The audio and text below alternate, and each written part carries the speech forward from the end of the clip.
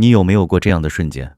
周五晚上，朋友群里弹出消息，问你去不去唱歌，你盯着屏幕3秒钟，手指飞快打出今天有点累，下次吧，然后把手机扣在桌上，长长的呼了一口气，整个人像卸下了铠甲。你有没有硬撑着去了一场聚会，笑了2个小时，脸都僵了，回到家关上门的那一刻，觉得灵魂被掏空，接下来3天都不想跟任何人讲话。你有没有被妈妈站在你房间门口念叨，你怎么又不出门？年轻人，不要搞得跟退休老头一样，你不知道该怎么回嘴，只能嗯一声，心里闷闷的。你有没有在凌晨2点翻来覆去睡不着，对着黑漆漆的天花板问自己，为什么别人觉得热闹是享受，我却觉得热闹是酷刑，我到底是哪里出了问题？停，我先把结论摆在最前面，你没有问题，不是你性格古怪，不是你社交无能，更不是你这个人有什么隐性缺陷。今天我要告诉你一个事实，一个让绝大多数人听完会愣住的事实，越聪明的人越不需要从人群里获取快乐。这不是鸡汤，不是自我安慰的话术，这背后站着扎扎实实的证据链，进化心理学和神经科学的证据链。听完今天这些内容，你会彻底卸掉那层心理负担，那层我不该这么宅的心理负担。我们先倒回去看一件事，你为什么觉得喜欢待在家是一种不正常？想一想，从幼儿园开始，老师就在评语里写，该生性格活泼，乐于交友，这是表扬；写安静内向，不太主动，这是委婉的批评。整个社会花了20多年，反复告诉你同一句话：外向等于讨喜，社牛等于有本事，朋友遍天下等于人生赢家。可是这套等式从来没有在任何一间实验室里被证明过，它只是一种文化偏见，被重复了太多遍，以至于我们都信了。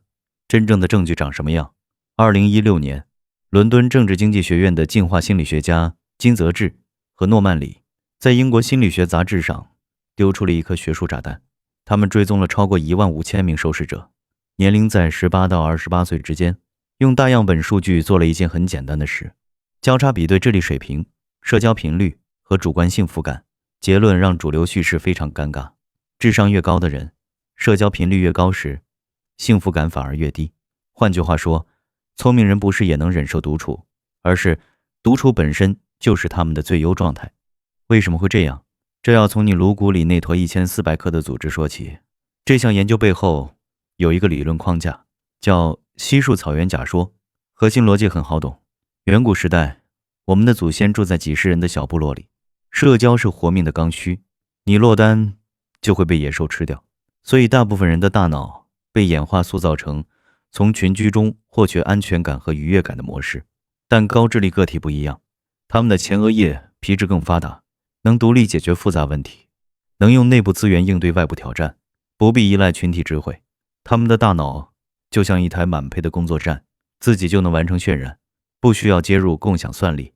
再加上一个关键变量，多巴胺敏感度，外向者的多巴胺阈值高，需要大量外部刺激才能点燃奖赏回路，就像老式柴油机得猛踩油门才会动，而你的大脑是涡轮增压引擎，一点点燃料就能飙到高转速，刺激过量反而会爆缸。哈佛的神经影像研究还发现，独处时内向者的前额叶血流量明显增加，那是负责深度推理和长期规划的核心区域。你以为你在沙发上发呆，实际上你的大脑是一台正在全力跑数据建模的超级计算机，只不过它需要把其他50个视窗全部关掉，才能把主程序跑到最大效能。这不是你懒，不是你丧，是你大脑出厂时的硬件设定。现在我把这件事拆成6个面向，让你看得更透。第一个面向，独处是高配大脑的认知充电协议。回想一下，你人生中那些最好的点子是在哪里冒出来的？不是在吵闹的会议室，是在你一个人洗澡、走路，或者半夜刷手机刷到一半走神的时候。心理学家契克森·米哈伊研究心流几十年，他发现深度创造力必须在一种有意识的独处状态下才会涌现。这时候你的大脑会切换到默认模式网络，自动把散落的信息碎片拼接成新的图案。你待在家不是在逃避世界，是在让大脑做它最擅长的事。这不是你的怪癖，是你认知系统的充电需求。第二个面向，你对无效社交的厌烦，是信息密度筛选机制在工作。别人聊八卦，聊得热火朝天，你笑着附和，心里却像嚼白蜡。不是你清高，是你的神经回路对低密度信息天然过敏。你的大脑是一台 8K 摄影机，塞给它 480P 的素材，它当然会发出素材品质不符的警报。荣格早就说过，真正的孤独不是身边没人，是不被无意义的噪音淹没的能力。你的排斥反应是大脑在保护自己有限的认知带宽，这不是傲慢，是资源管理。第三个面向，独处能力本身就是心理成熟度的硬指标。英国客体关系学派的温尼科特提出过一个概念，独处的能力。他说得很直接，一个人能独自待着而不焦虑，说明他的内在客体关系是稳固的，他不需要外部关系来填补内心的空洞。那些永远不能独处，必须被人围绕的人，往往是因为一旦安静下来，就会被内在的不安全感淹没。而你可以一个人待一整天，还觉得舒服，这代表你跟自己的关系是结实的。这不是你孤僻，是你心理地基打得牢。第四个面向，高敏感神经系统，需要更长的去刺激恢复期。研究反复证实，高智力和高感知敏感度经常联袂出现。你的大脑每秒钟接收和处理的环境细节是普通人的好几倍。别人进了一间咖啡厅，只注意到咖啡香，你同时接收了磨豆机的频率，角落那对情侣的微表情，天花板灯泡的色温偏差。处理量大，耗能就大，恢复时间自然更长。这不是你体虚，是你感知精度高，数据吞吐量碾压平均值。回家躺平，是你给大脑做散热。第五个面向，独处是自我认知最高效的通道。苏格拉底那句认识你自己被刻在德尔斐神殿上2000多年了。可你仔细想，在一个充满他人声音、他人期待、他人评价的环境里，你什么时候有机会听见自己？研究显示，定期独处的人对自身情绪的觉察精度显著更高，做重大决策时也更少受到从众压力的扭曲。你在家里那些看似无所事事的下午，是你在跟自己的内核对话，这不是浪费时间，是最高性价比的自我投资。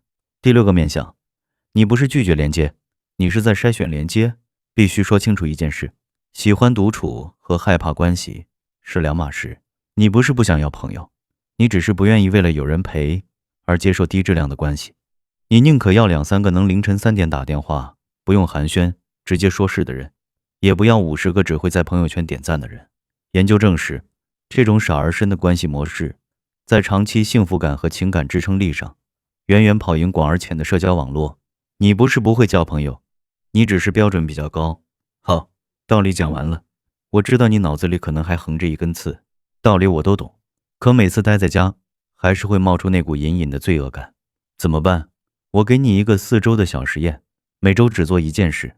第1周，重新命名。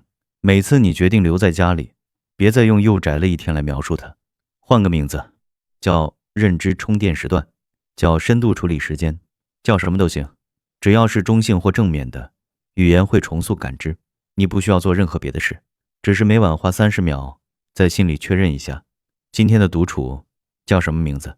第2周，记录产出，准备一个备忘录，每次独处时冒出了好点子，想通了一件事，读完了一章书，就记下来。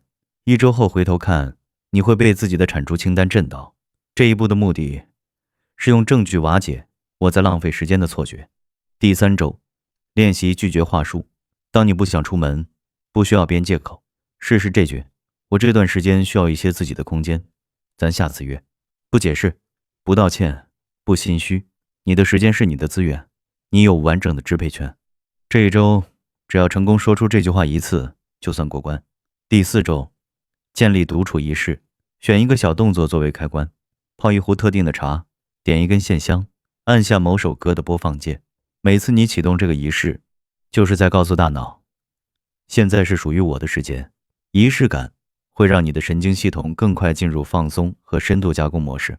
整个4周不需要完美执行，你不是在冲 KPI， 漏了1天没关系，1周只做了2次也算数。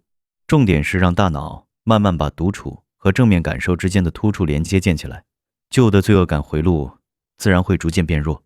最后，我想再说一次，对着屏幕那一边，此刻可能还带着一丝犹豫的你说，你选择待在家里，不是逃避，而是归位；不是缺陷，而是精准的自我照顾；不是与世界断裂，而是先把自己充满电，再带着饱满的状态走进世界。从今天起，每当那个旧声音又冒上来说你是不是有问题的时候，你就用这句话盖过去。我在给我的大脑它需要的空间，这是我对自己最好的照顾。每天说一次，不用大声，在心里默念就够了，让它一点一点替换掉那个陈旧的别人塞给你的自我怀疑脚本。你的选择本身就是答案。如果今天这条内容让你对自己多了哪怕一点点理解和接纳，帮我点个赞，让我知道这些话落到了该落的地方。关注我，我们每周都会用科学和温度一起拆解那些让你怀疑自己的瞬间。记住，你不是一个人在这里。